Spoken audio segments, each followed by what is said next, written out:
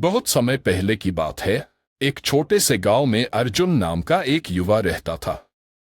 अर्जुन एक गरीब परिवार से था, लेकिन उसकी सबसे बड़ी संपत्ति थी उसका असीमित जिज्ञासा और सीखने की भूख। उसे ज्ञान के प्रति गहरा लगाव था और वह मानता था कि जीवन में सबसे महत्वपूर्ण चीज धन नहीं, बल्कि ज्ञान है। गांव में एक प्रसिद्ध संत रहते थे, जिनका नाम स्वामी विद्याधर था। लोग दूर दूर से उनके पास आकर ज्ञान प्राप्त करने के लिए आते थे। अर्जुन भी उनके पास जाकर उनसे शिक्षा प्राप्त करने का सपना देखता था, लेकिन उसके पास संत के आश्रम में रहने के लिए धन नहीं था।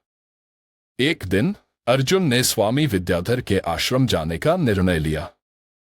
वहां पहुंचकर उसने स्वामी से कहा, गुरुदेव, मेरे पास आपके चरणों में बैठकर ज्ञान प्राप्त करने का कोई साधन नहीं है, लेकिन मेरी इच्छा प्रबल है।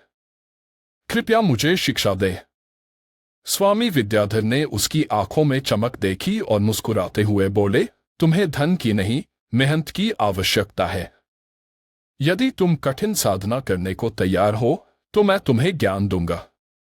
अर्जुन ने सहर्ष हामी भर दी। इसके बाद वह आश्रम में रहने लगा। सुबह से रात तक वह कठिन परिश्रम करता, आश्रम की सफाई, लकड़ी काटना, पानी लाना, सब कुछ करता, लेकिन इन सब के बीच स्वामी विद्याधर उसे रोज कुछ नया सिखाते थे। धीरे धीरे अर्जुन ने वेद, शास्त्र, गणित और विज्ञान में गहन ज्ञान प्राप्त किया। समय बीतता गया और अर्जुन अब एक विद्वान बन चुका था। उसकी विद्वत्ता और समझ इतनी बढ़ गई थी कि लोग अब उसे गुरु मानने लगे।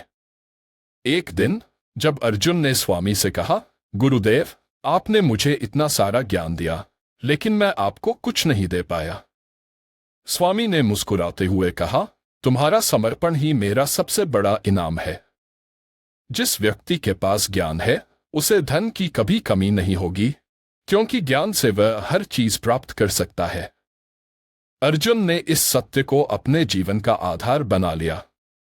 उसने न केवल खुद को ज्ञान से समृद्ध किया, बल्कि अपने ज्ञान को दूसरों में बांटने का भी प्रण लिया।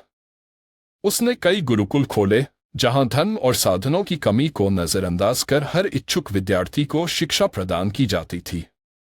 इस तरह अर्जुन का जीवन इस बात का जीवंत उदाहरण बन गया कि जीवन में सबसे बड़ी संपत्ति ज्ञान है, और जिसने ज्ञान को अपना लिया, उसके पास धन की कमी कभी नहीं रहती।